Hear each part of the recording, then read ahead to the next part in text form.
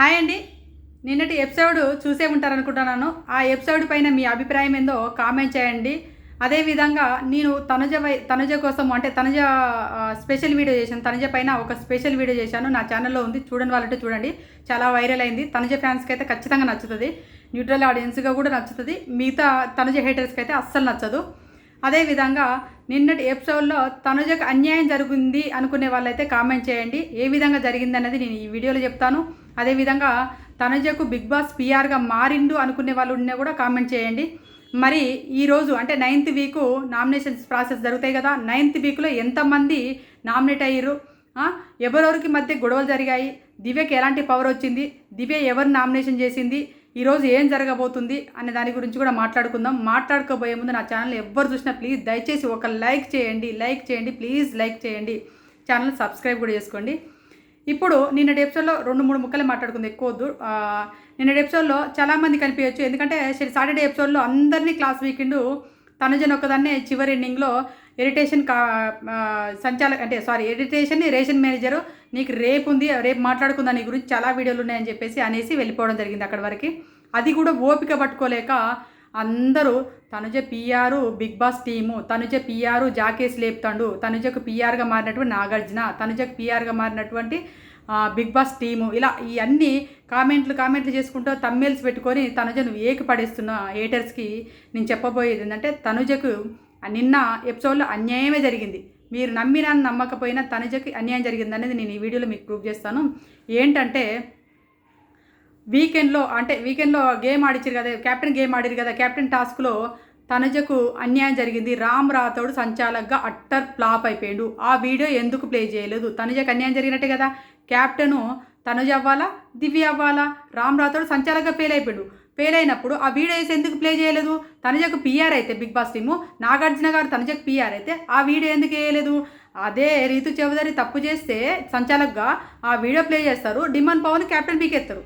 మరి రామ్ రాథోడ్ తప్పు చేసిండు, ఆ వీడియో ఎందుకు ప్లే చేయలేదు? రామ్ రాథోడ్ ఫన్నీగా తిరిగినటువంటి వీడియో ప్లే చేసిరు కానీ తనుజకు పిఆర్ అయితే మరి ఆ వీడియో ఎందుకు దాయాలి? ఆ వీడియో ఎందుకు వేయలేదు? ఆ వీడియో వేయలేదంటే తనుజకు పిఆర్ఏనా? బిగ్ బాస్ టీం పిఆర్గా మారింది కాబట్టి వీడియో వేయలేదంటారా? అది మీ విఘ్నతగా వదిలేస్తుంది. ఎందుకంటే నాకు తెలిసి నిన్న తనుజకు అన్యాయం జరిగింది అనుకోవాలి.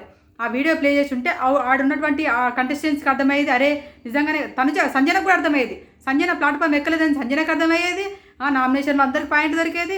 అదేవిధంగా రామ్ రాథోడ్ చేసినటువంటి లోపం అంటే మిస్టేక్ ఏంటిదని అందరికీ అర్థమయ్యేది, బయట ఉన్న ఆడియన్స్ కూడా అర్థమయ్యేది కదా.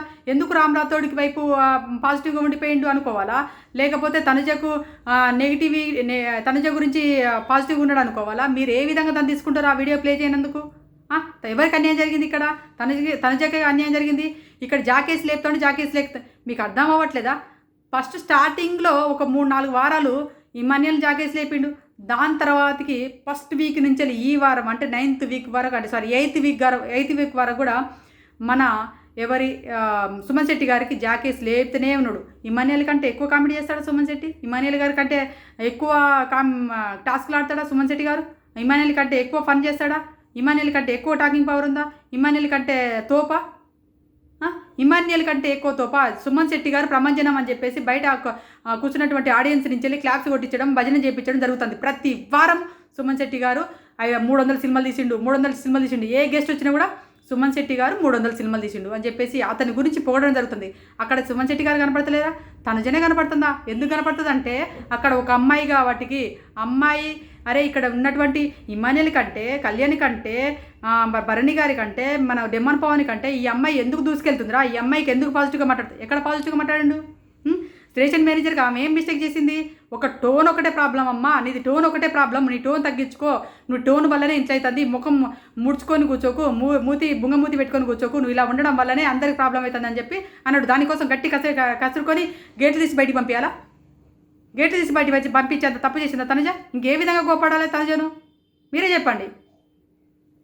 నాకైతే అక్కడ తనుజ చేసింది కరెక్టే కాబట్టి ఎంతవరకు కోపడాలో, ఎంతవరకు ఇన్పుట్స్ ఇవ్వాలో అంతవరకు ఇన్పుట్స్ ఇచ్చిండు. తనుజ తీసుకుంది, లేకపోతే తనుజకే రేపు నెక్స్ట్ వీక్లో ఎఫెక్ట్ పడవచ్చు. అది జరిగింది. లేకపోతే తనుజను అంతలా హేట్ ఏం చేయాలి? నాగార్జున గారు హేట్ చేసి అంత ఏం చేసింది? తనుజకు అన్యాయం జరిగినట్టే కదా. కెప్టెన్లో దివ్య కాదు అవ్వాల్సింది, తనుజ అవ్వాల్సిందేమో. అది మీరు ఏ విధంగా అనుకుంటారో కామెంట్ చేయండి నిన్నటి ఎపిసోడ్ పైన.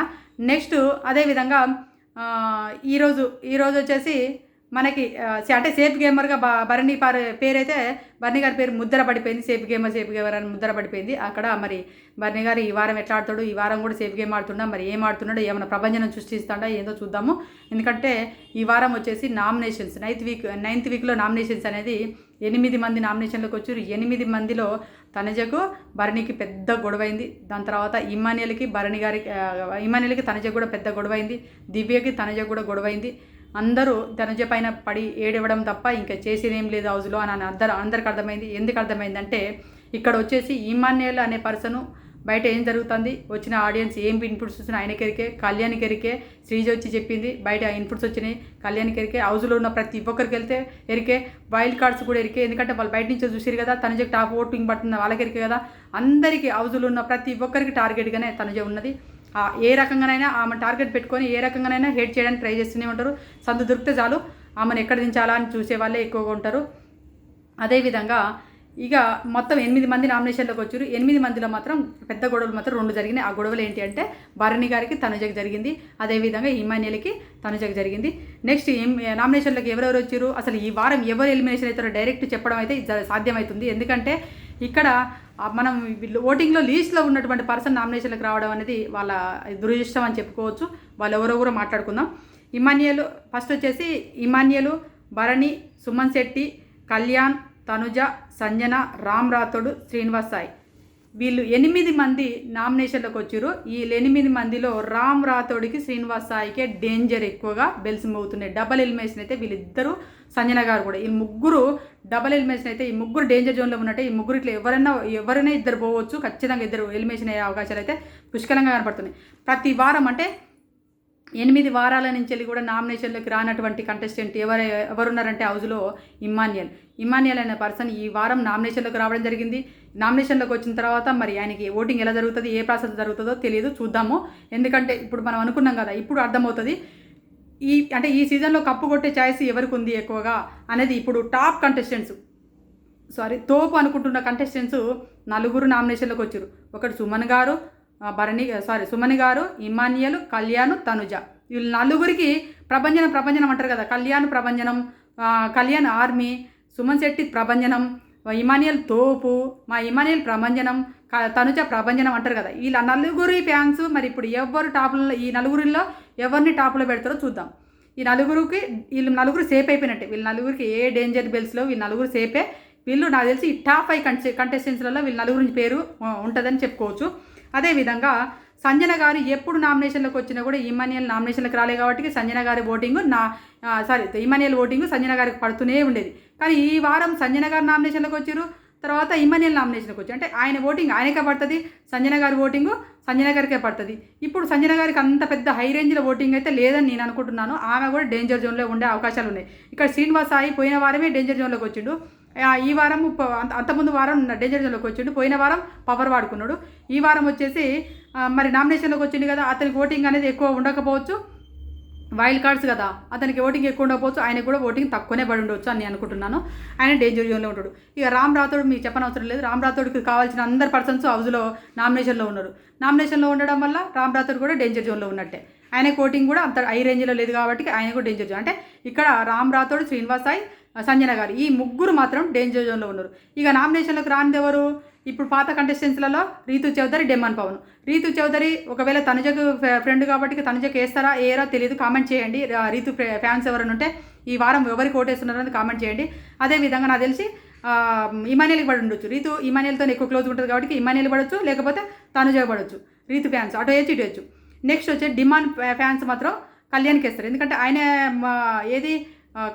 ఏమంటారు మన కామనర్స్కి వచ్చింది కాబట్టి, కామనర్స్ కేటగిరీలో వచ్చింది కాబట్టి కళ్యాణ్కి వేస్తారు. డిమాండ్ ఫ్యాన్స్ అందరూ కళ్యాణ్కే ఓట్లేస్తారు. ఇక్కడ వాళ్ళిద్దరు ఫ్యాన్స్ అట్టేస్తారు. ఇక నిఖిల్కి ఫ్యాన్స్ లేరు, గౌరవ్కి ఫ్యాన్స్ లేరు, దివ్యకు ఫ్యాన్స్ అంటే లేరని నేను. పోయిన వారం గౌరవ్ కూడా సేవ్ అయ్యింది, ఎంతో కొద్ది గొప్ప 4% అటు ఓటింగ్తో పడింది కాబట్టి ఆయన ఫ్యాన్స్ కూడా ఇక్కడ శ్రీనివాస్ సాయి కూడా వేసే అవకాశాలు ఉన్నాయి. అదేవిధంగా మన ఎవరు ఇంకా దివ్యనికైతే ఫ్యాన్స్ ఎవరైనా ఉంటే ఆమె ఒకవేళ తోపు అని అనుకున్న వాళ్ళు ఉంటారు కదా, వాళ్ళందరూ కూడా భరణి గారికి ఓటింగ్ వేసుకుంటారు. ఎందుకంటే భరణి దగ్గరగా దివ్యకి భరణి గారికి ఓటింగ్ వేసుకునే అవకాశాలు ఉన్నాయి, లేదా కళ్యాణ్కి ఓటింగ్ వేసుకునే అవకాశాలు ఉన్నాయి. ఎందుకంటే దివ్యకి మన తనుజకి వేయరు, తనుజ దివ్యకి పడదు కాబట్టి తనుజకి అది అసలే వేయరు. ఇమానియల్ కూడా వేస్తే వేయవచ్చు. ఆ విధంగా అంటే ఈ వారం మనకు ఎవరు టాప్లో ఉంటుంది, ఈ నలుగురిలో ఎవరు టాప్లో ఉంటారు అనేది ఈ వారం తెలిసిపోయింది. ఫస్ట్ వీక్ నుంచి ఈ వారం వరకు కూడా, అంటే మన పోయిన వారం వరకు కూడా తనుజ టాప్ 1లోనే ఉంది. ఎందుకంటే మనకి ఇక్కడ ఇమానియల్ లేడు కాబట్టి చూద్దాము. ఒకవేళ ఈ వారం ఇమానియల్ కూడా నామినేషన్లోకి వచ్చింది కదా, తనుజ, ఇమానియల్, కళ్యాణ్, సుమన్ శెట్టి గారు ఈ నలుగురు తోపు కంటెస్టెంట్స్ కదా. ఈ తోపు కంటెస్టెంట్స్లో ఓటింగ్ అనేది ఎవరు ఇప్పుడు టాప్లో ఉంటారు, ఎవరు లిస్ట్లో ఉంటారు అనేది ఈ వారం మనకు తెలిసిపోయింది. అదేవిధంగా డేంజర్ జోన్లో మాత్రం వీళ్ళు ఉంటారని అనుకుంటున్నాను. అదేవిధంగా ఇప్పుడు తనుజ నామినేషన్లోకి రాలేదు, కానీ తనుజకి నామినేషన్ ఎవరు చేసిరంటే దివ్యనికేత చేసింది. క్యాప్టెన్ అయినటువంటి దివ్యనికేతకు పవర్ రావడం వల్ల, డైరెక్ట్ నామినేషన్ చేయమని పవర్ రావడం వల్ల ఆమె పోయిన వారం నుంచి కుతకుతలు ఆడుతుంది కదా. అంటే నేను చేయాలని చెప్పేసి నేను ఏది మన భరణి గారు వచ్చినప్పుడు నాకు ఇవ్వండి, నేనే కత్తిపోటు పొడిచేస్తా, ఒక్కసారి పొడిచేస్తా, నేను ఇవ్వండి, నాకు చాలా పాయింట్స్ ఉన్నాయని చెప్పింది కాబట్టి డైరెక్ట్ నామినేషన్ని తనుజని పెట్టినట్టుగా తెలుస్తుంది.